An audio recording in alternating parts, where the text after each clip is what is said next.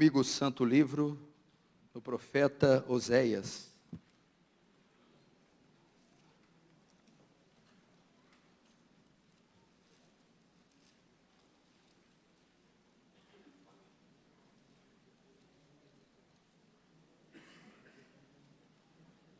Oséias capítulo 4.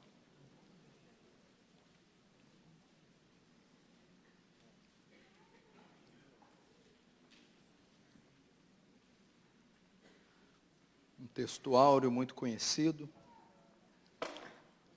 Se você pegar o meio da Bíblia, você vai Salmos, Provérbios, Cantares, Eclesiásticos, Isaías, Jeremias, Lamentações, Ezequiel, Daniel, Oséias 4. Verso de número 6. O meu povo está sendo destruído porque lhe falta o conhecimento. Porque tu, sacerdote, rejeitaste o conhecimento, também eu te rejeitarei para que não sejas sacerdote diante de mim. Visto que te esqueceste da lei do teu Deus, também eu me esquecerei de teus filhos. Mas vamos atentar para a parte A. O meu povo está sendo destruído, outras traduções, se perde por falta de conhecimento. Feche os olhos, vamos orar mais uma vez. Santo Deus, Tu nos conheces, Tu sabe que somos pó e que os nossos pensamentos são vãos. Senhor, mas na nossa ignorância, pequenez, insignificância, receba a glória para si, Senhor. Deus, perdoa os nossos pecados e o que temos feito com o seu santo nome. Deus, mas na tua ira, lembra-te da misericórdia. Elas não têm fim, elas se renovam a cada manhã. Lembra-te de Israel, o quanto pecaste, rejeitaste, e tu sempre foi benigno. Sê conosco também. Em tempo de escuridão, Senhor, faz brilhar uma luz aqui nesse local. Uma pequena chama que venha crescer mais e mais, incendiar pessoas, vilas, bairros, famílias, quem sabe a nação toda, Senhor. Não nos deixa, Senhor, morrer, sem que os nossos olhos contemplem uma reforma e um poderoso avivamento. Faz teu reino avançar essa noite. Receba a glória para si e nos conforma à imagem do teu Filho. Em nome de Jesus. Amém. Queridos, preste muita atenção. Eu vou ver o que eu faço com o tempo aqui, porque eu vou fazer aqui um apanhado de mensagens, uma mensagem introdutória a vocês. Preste muita atenção. Eu costumo dizer isso quando eu prego em algumas igrejas. O povo cresce com conhecimento. A Bíblia diz que Jesus percorria toda a Galileia, a Judeia, ensinando. Não é balbuciar palavras incoerentes, nem arrepios e reverberações que traz edificação para a igreja. A fé vem pelo ouvir e ouvir da palavra. A ideia grega ali do ouvir não é emissão de sinal sonoro. A fé vem pelo assimilar, compreender, processar, digerir a palavra. Ok? Porque se fosse só o ato de ouvir, eu poderia pregar em árabe, que a fé viria a você. Mas não é o ato de ouvir, assimilar, compreender. Tem gente que vem e só gosta de barulho, de palavra de efeito para arrepiar a terceira vértebra e soltar um glória, mas não entendeu nada, não trouxe edificação nenhuma. Ensinamento. Então precisa da sua atenção. O que está acontecendo aqui não é brincadeira. É uma obra de Deus. Você está numa das maiores metrópoles do planeta, um polo. São Paulo é conhecida em todo o globo. São Paulo, Grande São Paulo, é uma cidade que tem milhões de pessoas. E ela também é um polo evangélico. As grandes igrejas evangélicas estão aqui. As matrizes, as mães estão aqui. E não só isso, mas as grandes heresias estão aqui. Aqui é a capital dos falsos profetas e é a capital das heresias. De onde é exportado, todo o lixo teológico, doutrinário, para o restante da nação. E nesse tempo tão crítico, que nós nunca vimos igual, é mundial, mas principalmente do Brasil, o qual fazemos parte, é trágico, é ligar a TV de manhã no sábado e é dar ânsia de vômito. É ver esses vídeos que eles vão mandando para a gente no YouTube, e é coisas que você há 10 anos atrás, 15, não acreditava, não sonharia que você ia ver dentro de igreja ou com pastores evangélicos. Eu acredito piamente que isso é evidência cabal do fim. Jesus está voltando. Nós estamos contemplando o linear de acontecimentos que não tem mais volta. O relógio começou a contar e não para mais. Prepara-te, ó Israel, para encontrar com o seu Senhor. Pastor, mas sempre teve sinais, poxa, até na época de Paulo. Sim, mas à medida que o tempo aproxima, o fim, eles iriam se intensificar mais. É difícil imaginar como será nosso país, o mundo, daqui 50 anos. Eu não sei o que a gente vai ver na rua. Eu não sei. É crítico. Mas, todavia, entretanto, não obstante, Deus, na sua misericórdia, tem levantado os seus profetas. Tem deixado um testemunho. Tem deixado um ponto de luz. E aqui, no meio de São Paulo, em Pinheiros, aqui, nesta igreja, através desses homens, uma chama tem se acendido, uma luz tem brilhado, um foco de esperança, nessa grande capital. Ah, pastor, mas nós não somos muito frente aí, é verdade, Gideão com aqueles não eram muitos também. Deus não tem compromisso com números, Deus tem compromisso com a verdade. E eu quero que você entenda isso aqui como uma obra do céu. Nesses 500 anos de reforma protestante, novos reformadores estão vindo. A verdade novamente está sendo exposta. O evangelho está sendo pregado. Eu não sei se o pastor Hernandes viu o pastor Miguel Nunes na conferência fiel. Olha o que ele disse, olha que homem sábio.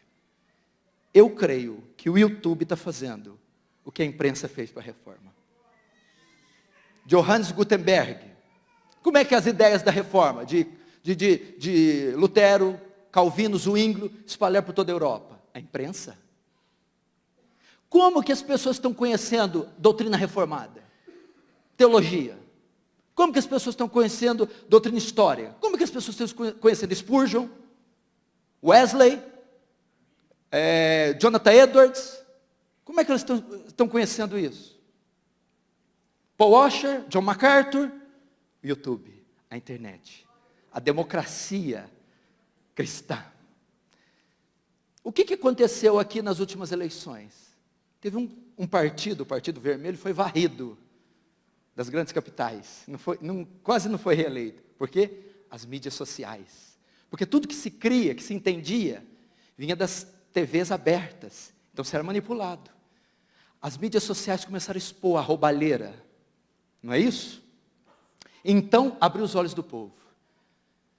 Isso nós levamos para o campo da igreja. Quem detinha o controle doutrinário, eclesiástico, eram as grandes igrejas, nos canais abertos. Então, a massa era discipulada, catequizada, pelos falsos profetas. Veio o YouTube e começou a revelar a verdade. E as pessoas estão tendo acesso a material histórico, bíblico, doutrinário, reformado. Estão abrindo os olhos. E o que está acontecendo? Está havendo uma evasão dessas igrejas. O povo está acordando, abrindo os olhos. E como Deus usava a palavra impressa, na época da reforma, Ele está usando os vídeos. Áudio, vídeos. Isso é tremendo. Isso é maravilhoso. E eu quero que você entenda isso. Conexão com Deus aqui todas as segundas-feiras. Eu estarei pelo menos uma vez por mês aqui. Pastor Hernandes, Arival, Augusto Nicodemos, outros pregadores, ensinando a palavra, ensinando Bíblia. Jesus diz, e conhecereis a verdade, e a verdade vos libertará. Jesus, a Escritura, a palavra de Deus é a verdade que liberta.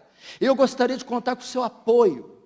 Chame outras pessoas, divulgue, comunique. Pastor, mas muitos não vieram porque já sabiam que não cabia. Querido, quanto mais pessoas vierem, com mais tumulto você causar, mais seremos convencidos que teremos que ir para um lugar maior, alugar um salão maior, recursos para um lugar maior, 3 mil, 2 mil, 5 mil, sei lá. Se as grandes Babilônias, essas grandes heresias têm mega igrejas para ensinar o engano, por que a igreja de Cristo não vai ter uma igreja grande também? Mas para isso eu preciso da sua ajuda, da sua cooperação. Todos nós unidos, todos nós, assim como o Paulo retrata a igreja como um corpo, cheio de membros interligados, e o corpo não é feito de um membro só de joelhos, orelhas, pés, bocas, são membros distintos uns dos outros, e cada um tem a sua função importante, e eles se completam formando um corpo lindo, distinto, um corpo sólido, o corpo de Cristo. Então um ajuda pregando, o outro divulgando, o outro intercedendo, o outro apoiando, o outro patrocinando, o outro ligando, o outro telefonando, o outro trazendo, levando, dando carona. E assim nós nos unimos para pregar o Santo Evangelho e para tomar essas searas que estão aí maduras. Então eu quero contar com você. Toda segunda, pregadores, o pastor Edivaldo estava me contando a mensagem que ele estava destrinchando, linda, sobre Epáfras. Palavra de Deus, coisa pura, bíblica. Não tem que escolher pregador. Você tem que saber que você tem que ter consciência que é uma igreja bíblica, fiel, que não quer arrancar o seu dinheiro, que apenas quer te ensinar sã doutrina e conduzir você para a eternidade. E num momento tão crítico, essa luz tem nascido. E um dos lugares, não é só aqui, evidentemente, tem sido aqui. Então você tem um encontro marcado segunda-feira. Venha, divulgue e vamos incendiar esse estado, essa cidade. Outra coisa que eu vou pedir a você, presta atenção. Eu tenho muito cuidado com isso. Nós estamos num culto. Os puritanos dizem que quando alguém sobe aqui e abre a Bíblia e interpreta ela de forma correta, na autoridade do Espírito Santo, é como se o próprio Cristo estivesse falando com a igreja. Onde 2 ou mais estiverem reunidos no meu nome, ali eu estarei. Reverencie a presença de Deus. Nós não estamos num clube. Nós não estamos num clube. Cuidado com piadinhas, soprinhos, trocadilhos. Por favor, respeite o ambiente que você está. Está numa igreja reformada, com a doutrina reformada, mas onde tem esse compromisso com a Escritura, e somente com a Escritura. E acima de nós, os homens falhos, pecadores, porque eu sou um miserável pecador. Se andar comigo uma semana, você prega para mim, para eu converter. Mas aquele que está aqui em espírito, 100% presente, que a onipresença de Deus não só faz ele estar em todo lugar ao mesmo tempo. Ele está em todo lugar ao mesmo tempo de forma completa. Não tem parte de Deus aqui e parte dele na China. Ele está 100% aqui e 100% na China. Não me pergunte por quê, porque eu não sei. Respeita o Senhor, respeita o culto, respeita esse local. Por favor, tenha reverência. O que eu vou tratar aqui nessa palavra incrível de Oséias? Aqui está dizendo qual é o maior mal da igreja de Cristo. O maior mal que um povo pode herdar, pode possuir, a ignorância. Meu povo está sendo destruído por causa da ignorância. Notem quão sério é a falta de conhecimento. Esse tem sido o grande mal da igreja evangélica brasileira, da cristandade moderna. Estava conversando com o reverendo Hernandes, ele diz, nós somos a geração mais privilegiada. Querido, você tem material bíblico, teológico, exegético, hermenêutico, em várias línguas, idiomas e versões. Você tem internet, você tem áudio, vídeo, você tem material, você tem recursos que os nossos pais, que os nossos antepassados jamais sonhavam em ter. O evangelho é transmitido por satélite em todos os países do globo. E nós nunca tivemos uma geração tão ignorante quanto a nossa. Tão ignorante quanto a nossa. Enéas Carneiro, o candidato à presidência do Prona, ele falou algo muito inteligente. Ele diz assim: a ignorância aprisiona, mas o conhecimento liberta. Mal ele sabia que ele estava parafraseando a frase de Jesus: e conhecereis a verdade, e a verdade vos libertará, porque a ignorância aprisiona, o conhecimento liberta. Você quer ver como isso é verdade? Por que esse último partido conseguiu se reeleger tanto e conseguiu tomar o poder dessa forma? Porque ele deixou de investir pesado em um setor. Qual foi? Educação. E qual que era o propósito? Fazer uma massa ignorante, para que esta não saiba se defender, seja facilmente manipulada. Então hoje a mãe, o pai ou os meninos de ensino fundamental estão bebendo uma ideologia marxista, ateísmo, libertinagem, nem sabem o que é, porque não possuem informação suficiente. Então é fácil de você fazê-los engolir qualquer coisa. Teologicamente, doutrinariamente, foi a mesma coisa. Essas igrejas estão pior que a igreja católica. Você vai e pega um folheto na entrada. Tem ali a liturgia da missa. Ninguém precisa de Bíblia. Tem umas que é tão miserável que nem o folheto dá. Então, eles estão crendo em tudo que se ensina, porque as pessoas não têm o hábito de ler a Bíblia, e quando leem não sabem interpretar a Bíblia. Então nascem igrejas, igrejosas em cada esquina, e amontoando, e vai se inchando, e temos aí essa grande meretriz sem qualidade nenhuma. Isso aconteceu 500 anos atrás. A Bíblia foi deixada de lado, foi trocada por encíclicas, bulas, foi trocado por infalibilidade papal, por tradição. Vivemos um tempo ali de quase 12, 15 séculos de ignorância. E a igreja de Cristo foi aprisionada. E como foi que ela saiu disso? Um monge agostiniano, ao estudar a carta de Paulo aos Romanos, é iluminado, a hora que ele vai ler o versículo 17, nele, no Evangelho, se descobre a justiça de Deus, como está escrito, de fé em fé, pois o justo viverá da fé. O conhecimento libertou aquele homem, iluminou a mente dele, e dali dá início a um movimento que transformou a história, marcou a história, a reforma protestante. Aí nós temos ali Philippe Melanchthon, Zwinglio, aí a mente de Calvino escrevendo as Institutas, a exegese bíblica. Então a igreja de Cristo retorna para a Escritura e passa a ser uma igreja saudável, bíblica. Qual que era o grande viés da reforma? Sola Escritura. Voltar para a Escritura, o ensino da Escritura, o estudo da Escritura, a pregação da Escritura e somente da Escritura. Ah, pastor, mas lá na minha igreja prega a Escritura, não é o sola Escritura somente, é o tota Escritura também, toda a Escritura. A reforma também foi uma reforma hermenêutica, porque o Papa, quando olhava, quando eles tinham certos textos que eles interpretavam. Olha, a besta do Apocalipse, ou quando pegavam um texto de Daniel, eles davam uma interpretação alegórica, sem fundamento nenhum. É igual você pegar a besta que emergiu da terra. Ah, essa é minha sogra. Não é tua sogra, meu filho. Tem coisa pior que a tua sogra. Não estou falando nada contra as sogras cristãs de Deus, aquelas que não fofocam. É difícil, mas existe. Agora eu vou elencar aqui pelo menos 6 áreas que precisam de reforma, que estão perecendo por falta de conhecimento. Entendeu? A igreja brasileira sofre pela ignorância. Nós não temos uma nação tão dura ao Evangelho. Nós temos uma nação ignorante. Nós temos pessoas como Martin Lloyd Jones escreveu, sinceras, mas erradas.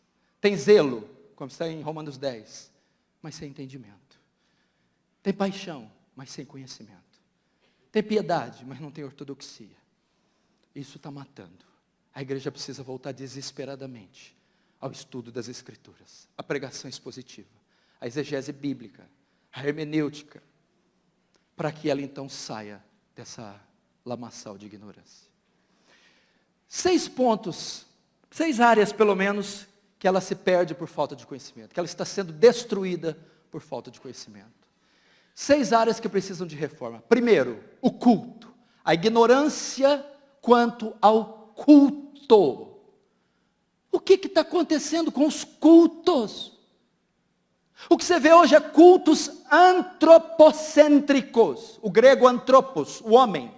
O culto gira em torno do homem. Hoje o que se tem é o culto à personalidade. Meu irmão, hoje o culto, o momento de culto do domingo é todo projetado para o homem. O louvor é feito para o homem, a liturgia para o homem. O pastor se descabela a semana inteira para preparar um sermão que agrade, satisfaça o homem. Elemento, circunstância, fatores que estão integrando os elementos de culto estranhos, forâneos, que não condiz com a verdade bíblica. Shows, dança, teatro, apresentações. O culto hoje, eu já fui em congregações enormes, que o culto gira em torno da oferta. É um culto a mamon, é um culto ao dinheiro. O momento mais esperado do culto é o da oferta. É um momento especial. A oferta cura, a oferta liberta, a oferta expia pecado, a oferta adora a Deus. Culto a mamon. Campanhas. Querido, você precisa aprender o que os puritanos ensinaram, o princípio regulador do culto. O que é isso? Que Deus deve ser adorado como Ele decretou. Deus deve ser adorado conforme está nas Escrituras. O culto deve ser teocêntrico. O culto deve convergir na pessoa de Deus. O culto é feito para a glória de Deus. O culto é feito para louvor de Deus. A palavra deve glorificar o Senhor dos exércitos. O louvor deve convergir na glória de Deus. A liturgia toda é para reverenciar um Deus santo. O culto é teocêntrico. Mas o culto não é só teocêntrico, o culto também é cristocêntrico. Levantai, ó portas, as vossas cabeças, levantai, ó entradas eternas, que entrará o Rei da Glória. Quem é esse Rei da Glória? O Senhor forte e poderoso, poderoso nas batalhas. Levantai, ó portas, as vossas cabeças, levantai, ó entradas eternas, que entrará o Rei da Glória.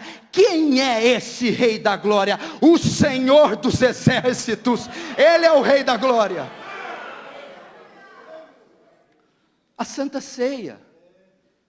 Eu já participei de culto com Santa Ceia, com mini pizza. Santa Ceia não é esse negócio aí não, com o nome. Santa Ceia os discípulos encheu a barriga. Santa Ceia tem que encher a pança. Você imagina. Querido, virou um palco, um picadeiro. É assim, ó. O culto hoje é um circo. O púlpito é o picadeiro. Pastores são palhaços e a plateia, espectadores, a ser entretidos. Culto vergonhoso, um culto que ofende a glória de Deus. Um culto que calca os pés, o sangue da nova aliança, que profana o espírito da graça. Um culto sensual, carnal. Pastor, em minha cidade, eles rifaram uma moto dentro da igreja. Rifaram a moto. E sabe quem ganhou a rifa? O pastor da igreja. E sabe o que ele fez? Ele ligou a moto e saiu andando com a moto dentro do culto. A gente ria, eu sei, é para não chorar. Você imagina o coração de um Deus 3 vezes santo. Eu fui pregar em Manaus, numa mega igreja lá, que eu estou doidinho para falar o nome, mas não vou falar, vou segurar. 50 mil membros, rifa de um Camaro e de uma BMW. Esse pastor foi para a Europa e foi numa cidade, num grande hotel. E uma xícara de café custava 500 euros. Ele ficou inibido de tomar. Aí diz ele, mas o Espírito Santo diz, você é filho do rei, eu sou dono do ouro da prata, você pode tomar esse café. 500 euros. Uma xícara de café. O culto está banalizado.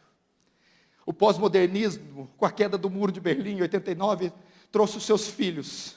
Relativismo, pluralismo, humanismo. O que o humanismo ensina? O homem é o centro do universo. Tiraram Deus do trono. E o humanismo entrou dentro da igreja. O culto é uma bênção, só Deus não pode estar lá. Não é feito para ele o culto, ele não é convidado. Precisamos de uma reforma no culto, adorar como os apóstolos, adorar como os puritanos, adorar como os reformadores, adorar como Spurgeon. Eu tive no Tabernáculo Metropolitano, Peter Master fazendo um culto, que culto reverente. Chegamos lá e o Diácono falou, eu vou sentar aqui. Não, você vai sentar aqui. É tudo enfileiradinho, é tudo contadinho para ninguém ficar em pé. Uma escola dominical com 1.200 crianças, pastor. Um órgão lindo, louvores de Isaac Watts, coisa linda, reverente, púdica, temente. Quem falou que precisamos desses sonidos, dessa coisa barulhenta, dessa coisa emocional para sentirmos a presença de Deus? A presença de Deus vem com a exposição da verdade, vem com a visitação do Espírito Santo, gente. Precisamos de cultos assim, onde o Senhor é bem-vindo.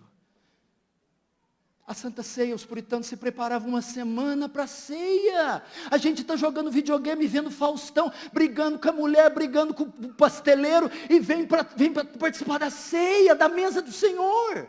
Nós somos o tipo daqueles guardas romanos, brigando pelas vestes e tal, diante da cruz. A cruz é um símbolo da mesa, da ceia, o sacrifício. E os centuriões ali são o símbolo do desprezo, da carnalidade, da luxúria, da irreverência diante do sacrifício. Nós estamos assim, não nos preparamos para a ceia, para participar daquele pão santo que é um símbolo do corpo, daquele vinho que é um símbolo do sangue, da aliança, do sacrifício que foi feito para esses miseráveis pecadores.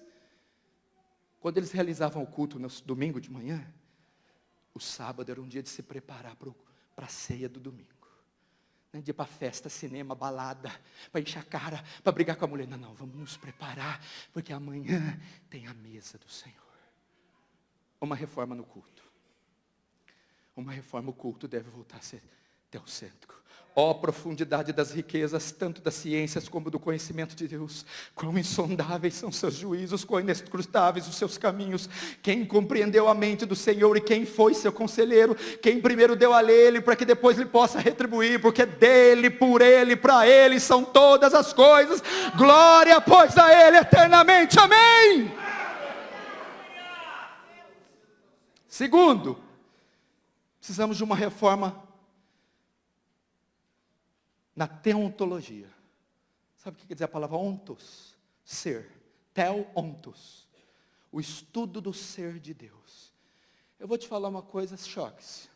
O Deus que a igreja evangélica brasileira adora não é Yahweh, não é Jeová. É um outro Deus. O que a maioria das igrejas faz no domingo de manhã à noite é cometer idolatria. 2 Reis capítulo 4 diz assim, meu povo fez para si ídolos. Outras traduções, meu povo fez para si deuses. O que está sendo adorado nessa nação é um Deus que os homens fizeram com seu ventre. É um Deus, como o reverendo Hernandes diz, palatável. É um gordo velho que se veste de vermelho e grita, ho, ho, ho. Não é o Deus da Bíblia. Há uma ignorância quanto aos atributos de Deus. Querido, você não pode adorar quem não conhece. Não foi isso que Jesus falou para a mulher samaritana? Vós adorais quem não conheceis. Eu sou samaritano, o culto de vocês é misto. Vocês não conhecem. Vocês estão adorando um factoide. As pessoas não sabem quem é Deus. Qual a última vez você foi numa conferência sobre os atributos de Deus? Leu um livro sobre os atributos de Deus? Participou de uma semana dos atributos de Deus? Salmo 50 diz assim, pensava que eu era como tu? O Senhor está repreendendo o povo. Vocês estão achando que eu sou como vocês? É a exata expressão do Deus da igreja brasileira. É um Deus humanizado, um Deus inócuo, que não infunde terror, um Deus que se dá tapinha nas costas, um Deus que você coloca na parede, um Deus que você exige dele, um Deus frouxo, um Deus que só serve para atender demanda. Lembra que uns 10, 15 anos atrás, um incircunciso aí chamado Armandinho lançou uma música assim, quando Deus me desenhou, ele estava namorando. O que ele passa aí? A imagem de um Deus de boné para trás, muito legal, que você pode bater papo, né? Os evangélicos estão fazendo a mesma coisa. Quero vestir tua sandália, lá. Quero colocar a tua camisa mais larga do que eu, comer no teu prato. Abraça-me e eu te abraçarei. olha para mim, me beija. Beijar Deus, vestir a sandália de Deus, abraçar Deus. Vou te falar o que Deus falou para Moisés, quando Moisés atreveu a pisar no rochedo do Sinai. Tire as sandálias, porque a terra que pisa é santa. Agora quer saber se Moisés beijou a Deus? Ele não se atreveu a olhar para a sarça. Ele não conseguiu olhar para a glória de Deus, porque senão ele ia morrer. Você está equivocado quanto a Deus. Precisamos estudar os atributos de Deus. O nome de Deus. Você sabe o que quer dizer esse mandamento? Não tomarás o nome de Deus em vão, porque o nome de Deus é santo. Significa, não é só usar uma palavra chula e envolver Deus, que também é pecado. Você vê o nome de Jesus, o nome de Deus escrito em botiquins, em barraquinha, Jesus sendo comerciado, o nomezinho dele vendido como souvenir, a preço de banana, como se fosse um nome qualquer. Jesus, Jesus, Deus, Cristo, é lindo, num boné, num pingente ali, numa pulseirinha de humano. Um nome santo desse, o nome está intrinsecamente ligado à pessoa. Não tomar o nome de Deus em vão, é não associar o nome santo de Deus as coisas imundas do nosso dia a dia, a esse secularismo mundano.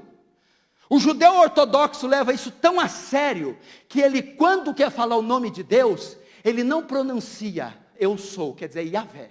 É o nome que Deus deu para Moisés no Sinai. Eu sou o que sou, Yahvé.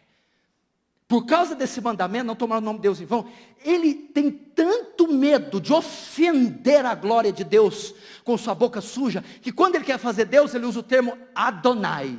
Ele não usa Yahvé. Agora nós contamos piada com o nome de Deus, damos risada com o nome de Deus.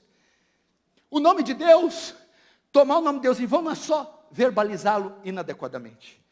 É quando você que é crente, e é um representante do céu, e representa e carrega o nome dele, está associado a algum escândalo, alguma carnalidade, você, por representar esse nome, está tomando o nome de Deus em vão. Precisamos voltar a estudar os atributos, a onisciência de Deus. Deus sabe tudo.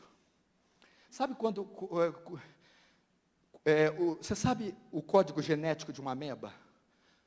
Só o código genético de uma ameba, você preenche 1000 vezes na enciclopédia britânica, dá 4 bilhões de palavras. A onisciência de Deus.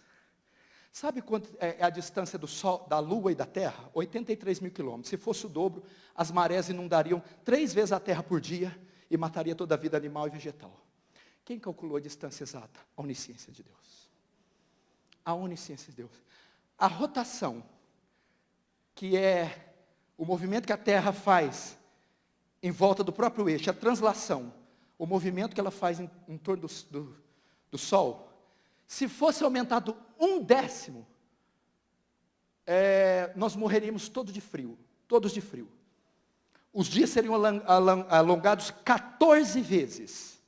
E toda a vida animal e vegetal aqui morreria congelada. Quem calculou o movimento de translação e de rotação da Terra? A sua onisciência. Reverendo Hernando, sabe quantos litros de água tem o Oceano Atlântico e o Pacífico? Vamos lá. Você conhece milhão? 1 milhão? 1 bilhão? 1 trilhão? 1 quatrilhão? 1 quintilhão? 1 sextilhão? 1 octilhão? E 7 sextilhões de litros de água tem na Terra. Tenta calcular isso. Deus fala que pega os mares e oceanos com a concha da mão, ao Espírito Santo. E eu preparando esse sermão, a torneira do meu banheiro pingando. Eu fui lá e falei, eu quero ver quantas gotas de água cabem na minha mão. Contei, 1, 2, 3, 37 gotas. 1 octilhão de litros de água, para Deus, numa imagem figurada, antropomórfica, é equivalente a 37 gotas de água. Quem é Deus senão o Senhor? É esse Deus que eu quero render glória, não é esse Deus da prosperidade.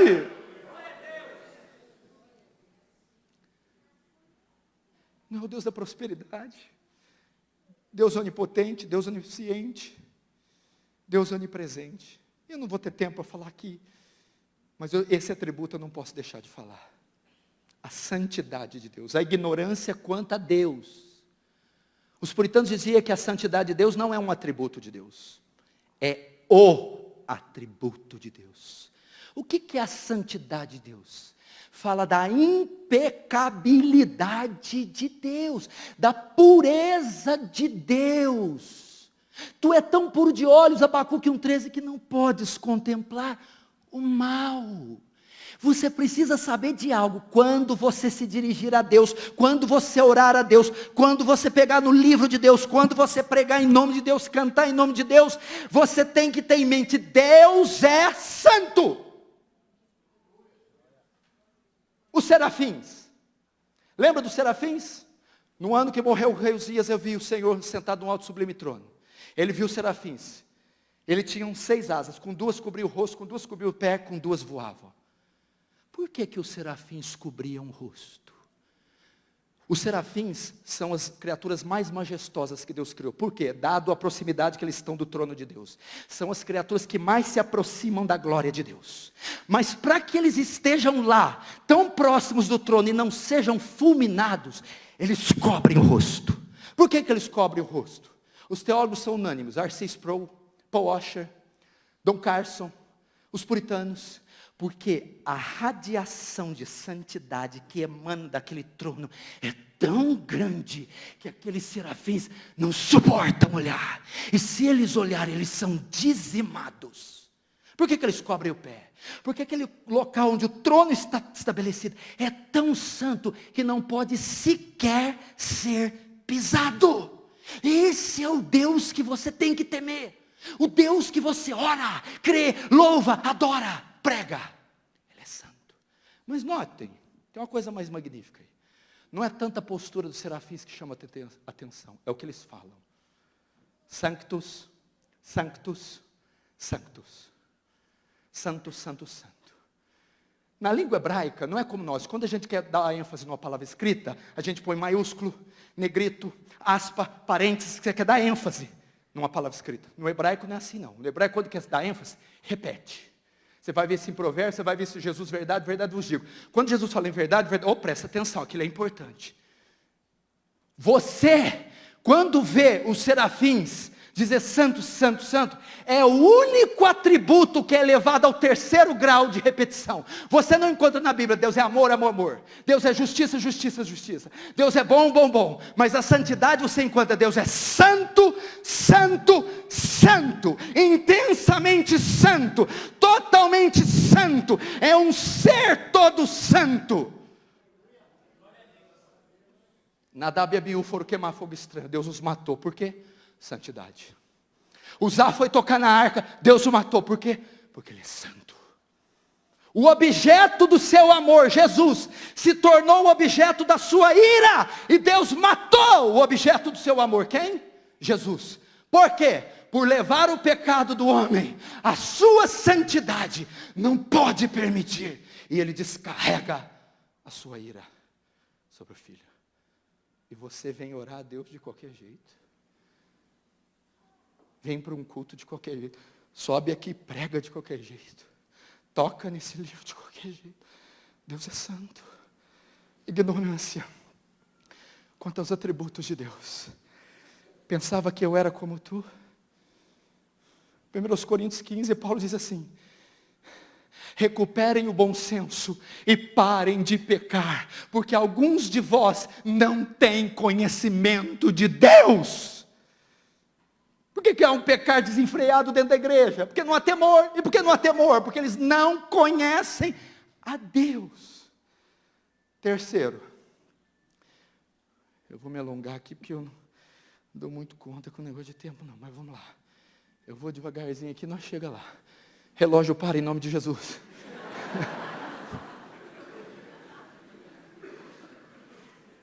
Se fosse um monte de igreja aí, eles iam pagar para o cara parar o relógio. O pastor ia testemunhar. E o povão, como somos enganados facilmente. Aí o varão ainda fala assim: irmão, Deus parou a lua para Josué e parou o relógio para mim. Terceiro, uma ignorância quanto ao Espírito Santo. Esse aqui se eu tivesse tempo. Primeiro, quanto ao culto. O culto só falta, começa assim. Lá, lá, lá, lá. Lá, lá, lá, lá. Lá, lá, lá, lá. Ok. Só está faltando. Aliás, eu já vi isso. Mas eu não vou falar para a moda não pegar. Segundo, a pessoa de Deus. Terceiro, o membro da trindade mais desprezado. O Espírito Santo hoje é sinônimo de cair no chão, de rir, rolar, ser cachorro, visagem, revelamento e profetada. Espírito Santo é sinônimo de baderna. Culto litúrgico, ortodoxo, é gelado. Não tem, Espírito Santo não passa lá. Culto onde o pau come, sai rasteira, voadora, mortal carpado. O Espírito Santo está lá. Mas tem uma ignorância tão absurda na pessoa do Espírito Santo. Culto com o Espírito Santo, homem cheio do Espírito Santo, manifestação do Espírito Santo é sinônimo, meu irmão, de frenesi, estereótipo. É cair no chão, é rolar, é repousar no Espírito, é cair no Espírito, é falar em línguas, é profetizar, é ter visão, é curas, é profecia, manifestações malucas. E isso é o Espírito Santo da igreja moderna. Ser cheio do Espírito Santo é quem roda mais, quem pula mais, quem cai mais, quem profetiza mais, quem cura mais. Nós estamos equivocados. Eu vou dizer pelo menos 3 áreas onde o Espírito Santo trabalha. 3 obras pelo menos. E se sair disso aqui não tem nada de Espírito Santo. É só ler João 14, 15 e 16, gente. É só ler Romanos 8, que é um tratado do Espírito Santo. Primeiro, quando o Consolador vier. Vamos ver. Quando ele vier, olha o que ele vai fazer. Convencerá o homem do pecado, da justiça e do juízo. Primeira obra do Espírito, convencer do pecado, regenerar, conduzir pecadores a Cristo, convencê-los da sua iniquidade. Se você conhece um pastor que se diz cheio do Espírito Santo, se você conhece uma banda do louvor que se diz cheio do Espírito Santo, uma igreja que diz cheia do Espírito Santo, mas ela não fala sobre o pecado, não prega sobre o pecado, não ensina sobre o pecado, ela não tem nada do Espírito Santo. Primeira grande obra é convencer do pecado, regenerar, transformar. Segundo, quando ele vier, ele vos fará lembrar, vos ensinará tudo quanto tenho dito. Opa, o Espírito Santo aponta para a Escritura. E tem culto, pastores, que é tão cheio do Espírito Santo que não tem palavra. Quer dizer, o autor das Escrituras, ele impede o povo dele de ter acesso às Escrituras. O Espírito Santo aponta para a Escritura. Olha só, uma igreja cheia do Espírito Santo. Atos 2, estavam todos reunidos no mesmo lugar, quando veio do céu um vento veemente impetuoso, todos foram cheios do Espírito Santo, falando em outras línguas, conforme o Espírito Santo dá-se que falasse. E perseveravam na oração, no partir do pão, na comunhão e na doutrina dos apóstolos. O Espírito Santo empurra a igreja para a Bíblia. O Espírito Santo traz fome da Escritura, fome de estudo bíblico, fome de leitura. Eu lembro de uma moça que estava em nossa igreja. Essa irmã conversão maravilhosa, estava no primeiro amor. Ela participou de um culto que eu preguei sobre a palavra de Deus. No outro dia ela leu 40 capítulos da Bíblia. Isso é a obra do Espírito Santo. Isso é a obra do Espírito Santo. Terceira obra do Espírito Santo. Quando ele vier, me glorificará. O Espírito Santo não aponta para ele mesmo. O culto não é ao redor do Espírito Santo, o culto do Espírito Santo, o Espírito Santo, o Espírito Santo. Por isso que aquele livro Bom Dia Espírito Santo é um equívoco, é uma heresia, porque ele enaltece, engrandece a pessoa do Espírito Santo, a parte de Cristo Jesus. O Espírito Santo aponta para o Salvador. Então vamos lá, o que significa isso? Aponta para a promessa do Salvador, aponta para a encarnação do Salvador, aponta para a vida do Salvador, aponta para a mensagem do Salvador, aponta para a morte do Salvador, aponta para o sepultamento do Salvador, aponta para a ressurreição do Salvador, aponta para a glorificação do Salvador e aponta para a volta do Salvador. O Espírito Santo glorifica o Filho. Logo um homem, um pregador. Por isso que Spurgeon era maravilhoso. Toda a mensagem de Spurgeon convergia na pessoa bendita de Cristo. Martin Lloyd Jones sempre exaltando Cristo. Os puritanos, John Knox escreveu um livro tremendo, a glória de Cristo, tudo é para Cristo. Vai ler o livro de Colossenses, fala da supremacia de Cristo, que coisa linda. Fala nele foram criadas, quer trono, quer principado, quer potestade, coisas visíveis e invisíveis, tudo foi criado por Ele, para Ele.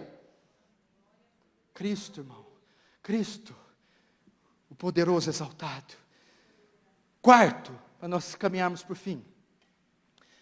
Primeiro, ignorância quanto ao culto. Segundo, ignorância quanto aos atributos de Deus. Terceiro, ignorância quanto ao Espírito Santo. Quarto, ignorância quanto ao louvor. Tem sabor de mel. Eu estou lançando a minha versão, tem sabor de fel. Logo, logo ela vai sair. Vocês aguarda. Se tem uma área que está sendo corrompida, essa aí, essa não, ninguém pega. É o louvor e a adoração. Eu imagino que eles ficam nos seus quartos, nos seus gabinetes, nos seus estúdios, nos seus quartos de hotéis. Eu imagino o que eles ficam pensando. Eu acho que eles leem ali Tolkien, eles leem Alice no País das Maravilhas, Monteiro Lobato. Eles vão tentando. Eu acho que eles vão da Cuca até a Bruxa do 71. Para ver o que eles fazem. Não tem cabimento, gente. Não tem cabimento o que estão fazendo. Isso é adoração, isso é celebração da carne, isso é orgia gospel, é um mercado multimilionário, é um mercado prostituto, é um mercado irreverente, imoral, nojento, asqueroso. O louvor é semelhança do culto, o louvor é antropocêntrico. A letra, a melodia, o ritmo, os músicos, os instrumentos, tem apenas uma finalidade: mexer com as emoções do povo, aguçar a carne do povo. São letras e músicas e discos apenas para conseguir vendagens. Não tem, meu irmão, a menor intenção de adorar o Senhor. Vamos lá, o que é louvor? O louvor do hebraico, uma das traduções é elogio. Elogiar quem, irmão? Elogiar você? Olha para você, meu filho.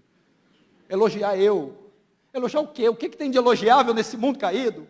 É elogiar Deus. O louvor é o principal método que Deus escolheu para receber glória. Essa é uma definição de louvor.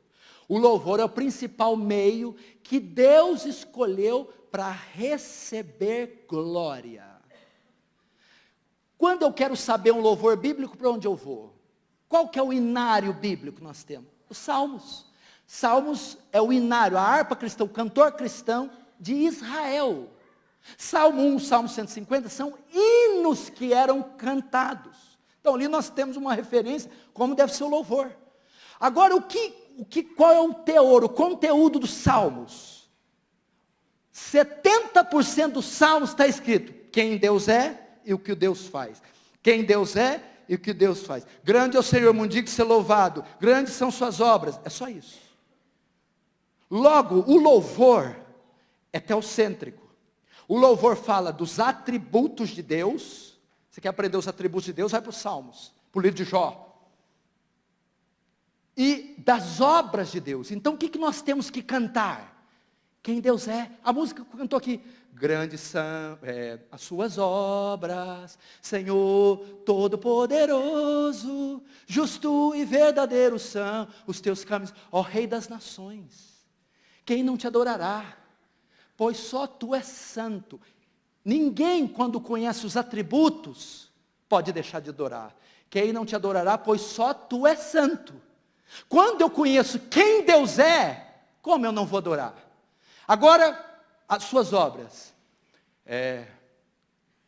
Vamos ver se eu lembro da segunda parte. Todas as nações virão e adorarão diante de ti. Mas quando que as nações virão e adorarão? Pois os seus atos de justiça se fizeram manifestos. Quando os atos de justiça, as obras, são manifestas, não precisa de zabumba, de bumbo, não precisa de Ivete Sangalo gospel. Quando as obras são cantadas, o povo adora. Quando os atributos são cantados, o povo adora. Terceiro ainda, O louvor é cristocêntrico. Nós cantamos uma música tão linda domingo em nossa igreja, pastores. Era do Isaac Watts. Ao contemplar a gloriosa cruz. Parece que eles não tinham outra coisa para cantar, só cruz.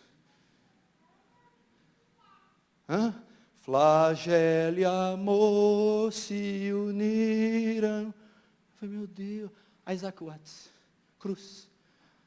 Ó, quão cego andei e perdido vaguei, longe, longe do meu Salvador. Mas do céu ele desceu e o seu sangue verteu para salvar um tão pobre pecador. Já li mais, cantei mais teologia que todo louvor gospel contemporâneo junto. Querido, cante a cruz. Cante os atributos de Deus. Terceiro, Salmo 119, verso 154. Seja os teus decretos, seja a tua lei, seja a tua palavra, o tema dos meus cânticos. Cante a Escritura. Cante o Evangelho. Nós na nossa igreja, sabe qual a música nós tiramos lá? Romanos 5:1. Justificados, pois, pela fé, nós temos paz para com Deus, por meio de nosso Senhor Jesus Cristo, porque também nós temos entrada pela fé, a essa graça a qual estamos firmes. Eu ensino doutrina para a igreja, eu ensino Bíblia para a igreja, justificação pela fé para a igreja, cantando. Paulo, em Colossenses, estava sendo atacado pelo gnosticismo. Gnosticismo está atacando a igreja de Colosso. Paulo chegou com os presbíteros assim, canta doutrina. Canta doutrina. Colossenses 3,16. A palavra de Deus habite ricamente em vós. Entoando, cantando entre vós, salmos, hinos e cânticos de louvor. Ou seja, cante doutrina. Cante expiação, cante justificação, cante adoção, cante evangelho, cante santificação. O louvor tem essa função. Você lembra da época da ditadura? Caminhando e cantando, seguindo a canção, somos todos iguais, braços dados ou não. Como é que é? Geraldo Vandré, ditadura militar. Essa música, essa música estava combatendo a ditadura militar. Ela foi responsável, uma das grandes responsáveis para a ditadura militar cair. Por quê? Porque a música forma opinião, a música ensina ideia, ideologia. Quando você vai para o Woodstock de 70, sexo, droga e rock and roll, ele influenciou uma geração inteira, o contraceptivo, a camisinha e o sexo entre solteiros. Através da música, uma geração inteira foi influenciada. Logo, o louvor tem a função de influenciar, de ensinar, de formar opinião. O louvor atual não só deixa de ensinar doutrina, como ensina o contrário, heresia. Lutero, se você perguntasse para ele, ele dizia que as 95 teses não foi o que mais propagou a reforma, foi os seus 40 hinos, Castelo Forte, das profundezas, que foram espalhados por toda a Europa. O metodismo wesleyano foi todo propagado como? Os hinos de Charles Wesley. A música ensina, a música doutrina, a música memoriza, a música catequiza, a música evangeliza. Essa é a função da música. Quinto, estamos terminando. Ignorância quanto à família. Levanta a mão e quem está terceirizando o casamento aí. O que está acontecendo com a família? Mulheres estão ocupando o papel dos homens, homens o das mulheres.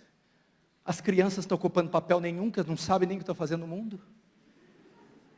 Fala para mim tudo o que é ser uma mulher bíblica, um marido bíblico, uma esposa bíblica. Querido, vocês estão educando as suas filhas para serem homens. E vocês estão educando seus filhos para serem mulher. Vocês estão pondo a filha na faculdade, no curso. Olha, você vai ser administrador, executivo, falar inglês, espanhol, francês, isso, aquilo. Espera aí. Você não está formando a sua filha para ser mulher, para ser esposa, para ser mãe. O principal papel da mulher é ser mãe. Mulher virtuosa, quem achará? A mãe do rei Lemuel está dizendo, é uma mulher raríssima de se encontrar, essa aqui de Provérbios. Qual a qualidade dela? É profeta? Não é. É executiva? Não é. Dentista? É neurocirurgiã? Não. Qual que é essa mulher rara? É mãe. É esposa. Provérbios 31 é a descrição da mulher ideal, perfeita, virtuosa e que é rara de achar. E qual é os atributos dela? Mãe e esposa. Você tinha que ensinar sua filha a ser uma mãe. Eu não sou contra a menina estudar, falar idioma, absolutamente. Mas peraí. Uma cirurgiã não vai fazer minha comida. Uma cirurgiã não vai cuidar dos meus filhos. Uma cirurgiã não vai cuidar da minha casa. É a minha esposa que vai fazer isso. Você viu quando acontece, os pais estão terceirizando a educação. Quem forma os filhos é a avó, é a babá, é a escola de inglês, de natação. O menino é todo deformado, é toda uma coxa de retalhos. Ele tem ideias do professor de natação, do professor de filosofia, do professor de karatê, de balé, da escola. Ele tem 15 anos, pelo menos, de ensino secular. E onde está o papel da mãe e do pai na formação desse menino? E o pai? E os pais, nacas? Cadê os pais? Tem algum homem aí? Diz amém. Amém. Tem certeza? Dá uma cheirada aí, vê se é macho mesmo. Querido, está em extinção essa raça, hein? Preserva aí, minha filha, porque está faltando. Qual que é a função do homem? O homem, provedor, protetor, sacerdote e profeta. Do suor do rosto do homem comerá, e não da mulher. O sacerdote é aquele que representa o povo diante de Deus, é a função do homem, colocar sua família diante de Deus em oração. O profeta é o que vai diante de Deus, recebe a palavra e comunica com o povo. É o homem que se debruça nesse livro para comunicar as verdades à família. Provedor é aquele responsável por dar a eles alimento, educação, escola, tratamento médico. É o homem que tem condição de dar uma vida digna e decente, não falando de luxo, mas uma vida digna e decente. É o homem. Quarto, protetor. É aquele que se coloca entre o perigo que assola a sua família e a sua família. Ele fica no meio. Quer espiritual, quer físico. É o que se coloca entre a família e o perigo que assonda. Quer espiritual, quer físico. É o homem que pega no chifre do capeta para a família. Vou usar essa palavra. É o homem que briga com as forças espirituais. É o homem que defende a família. Agora o negócio, o pau está comendo lá fora. Vai lá, meu bem. E ela pega a vassoura e vai. E sabe o que é o pior para a sua vergonha? Ela resolve. E está você lá com a barriga para cima, ouvindo o cara, ô louco, mano! Faustão. Querido, eu faço essas piadinhas só para quebrar o gelo, porque a gente sabe quando chegar em casa e pôr a cabeça no travesseiro. Eu não quero ser Davi. Eu tenho estudado muito Davi, é um dos homens que eu mais tenho admirado, porque é o que mais identifica com a gente. Quando a gente olha o apóstolo Paulo, a gente só falta dar uma capa para ele voar. Quando olha para Moisés, pensa que nem era da terra. Quando olha para Davi, igualzinho nós, chorão, deprimido, pecador, lambão, igualzinho a nós. Davi, o maior monarca que Israel já teve. Davi, um dos maiores escritores do Antigo Testamento, escreveu o maior clássico do Antigo Testamento, Salmo 23. Davi, um líder militar, um estrategista militar. Davi, um guerreiro formidável, um homem não perdia. Davi, um poeta, um músico. Davi é um ícone. Davi, pai, uma porcaria de pai. Olha Davi como pai. Aminon estuprou Tamar, a própria irmã. Davi não fez nada. Absalão matou Aminon para se vingar. Davi ficou 2 anos sem olhar na cara do menino. Adonias perdeu o trono. Adonias quis roubar o trono do herdeiro legítimo, Salomão, foi morto por Salomão. Adulterou com Batseba, traidor, adúltero. A casa de Davi era uma bagunça. Natã falou para ele assim, não quero saber dos teus salmos, não quero saber das tuas vitórias, não quero saber de Golias, não quero saber de nada. Por causa desta abominação que fizeste, a espada jamais se apartará da sua casa. Deus nos guarde de ser pais negligentes e omissos.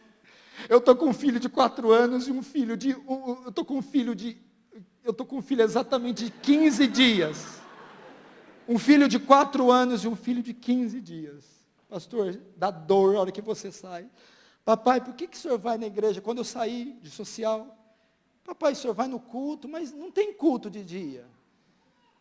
Eu falei assim dentro do meu coração, Deus me guarde de não ver essas crianças crescendo. Deus me guarde de não estar aqui, não dar beijo, não dar abraço, de não ensinar o evangelho, de não ganhar o mundo e perder minha casa, minha esposa. Porque quando a serpente veio e deu bote em Eva, onde estava Adão? Aonde estava Adão, me diz? A nossa família é prioridade. Primeiro Deus, segundo família, terceiro ministério. Eu gosto muito do Paul Washer, quando ele está viajando, as pessoas conversam com ele no avião. Ô meu querido, tudo bem? A conversa está boa? O que você faz? Eu sou marido. Marido? Uai, tá bom, tudo bem, além de ser marido, o que você faz? Sou pai. Pai? Tá bom, você é pai, marido, o que mais? Quando eu tenho tempo eu prego.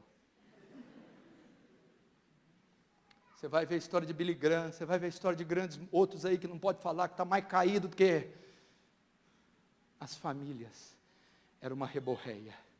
O homem, o sacerdote, a mulher auxiliadora e os filhos em submissão. Amém? Último, e nós encerramos. Senão eu não volto aqui mais e o pastor depois acaba comigo. Rapidinho. A ignorância quanto ao evangelho. Uma reforma quanto ao evangelho. Está sofrendo? Vem para a igreja. Pode sofrer. Está com caroço? Vem aqui. Ele vai ser tirado. Está encalhada a serva? Vem.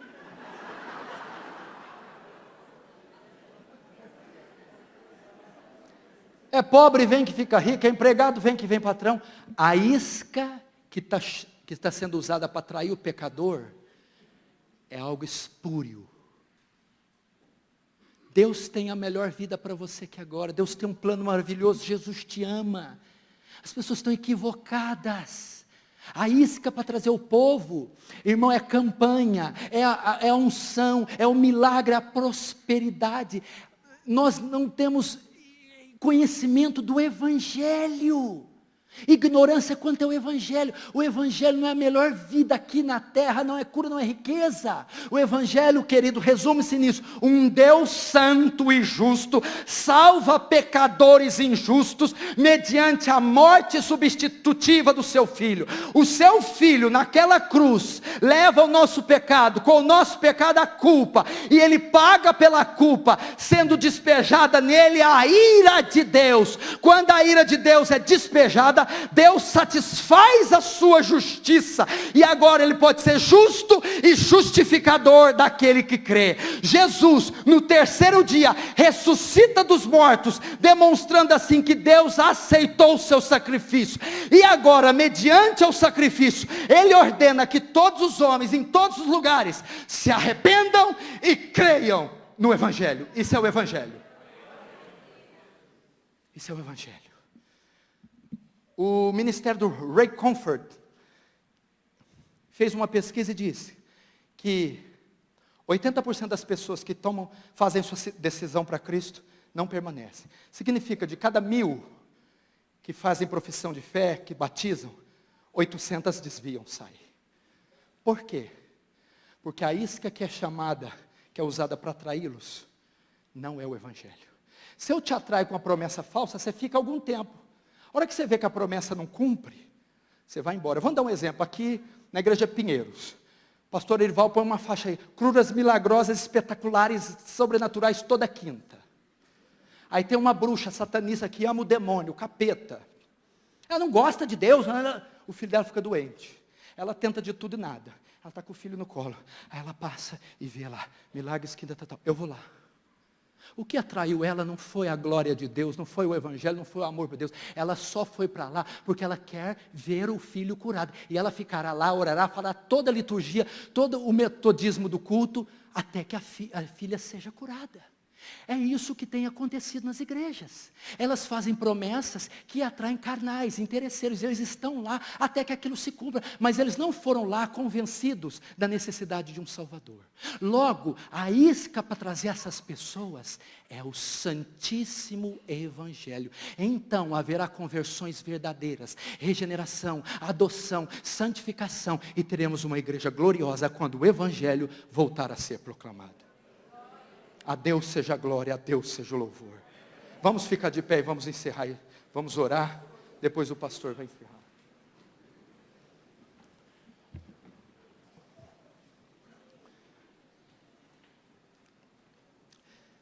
Feche os seus olhos e curva a sua cabeça. Você vai dizer: Deus, tem misericórdia de nós ignorantes, da ignorância da igreja, da ignorância dos pastores, da negligência, do descaso. Fala: Deus, esses anos todos eu criei em mentiras, em falsidade, mas eu estou disposto a voltar para a rocha da onde eu fui cortado. Eu estou disposto a voltar a caminhar na vereda da verdade. Fala para Deus: ensina-me os teus caminhos, ilumina meus olhos para eu entender as maravilhas da tua lei, me dá conhecimento bíblico. Deus, tu disse: conhecereis a verdade vos libertará. Deus, me leva à verdade, me ensina a verdade, até que ela me liberte do engano, da crendice, da mentira, do misticismo, e sobretudo, que a verdade me liberte do pecado, me liberte do presente século mau, e me liberte do seu príncipe, Satanás. Ó grande Deus, leva a tua igreja à verdade, em o nome de Jesus. Amém.